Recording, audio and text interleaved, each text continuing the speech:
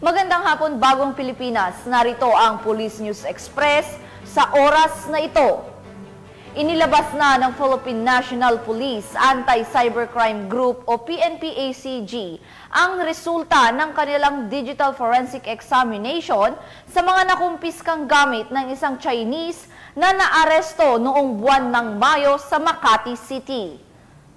Ang naturang Chinese na kinalaunan ay kinilala bilang si Yu Hang Lu ay pinanghihinalaang espiya. Ito ay batay sa mga nakumpiskang laptop, cellphone, military-grade electronic gadgets at mga baril. Batay sa ulat ng nasabing police unit, natuklasang may libo-libong kahina-hinalang larawan at mga video sa mga electronic gadget ng sospek. Ang mga ito ay kasalukuyang iniimbestigahan upang tukuyin ang kanilang nilalaman at layunin na posibleng may kinalaman sa mga espiya na aktibidad. Patuloy ang investigasyon ng PNP-ACG upang alamin ang lawak ng mga operasyon ni Lu at kung may iba pa siyang mga kasabwat sa bansa. Remember ma'am na ang PNP naman nung inilabas po yung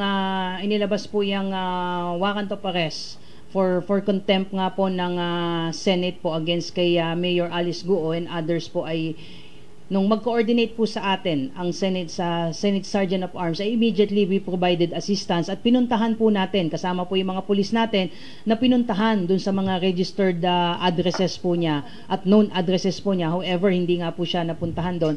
We understand the frustrations at hindi naman po ma'am tumitigil ang PNP, lahat po ng mga posible na po pwede niyang puntahan at lahat po ng mga, I understand even the National Bureau of Investigation is really exerting their best efforts para po hanapin itong si Mayor Alice Guo and others and even yung iba pang mga wanted person na nagtutulong-tulong po yung mga law enforcement agencies at hindi po tayo titigil.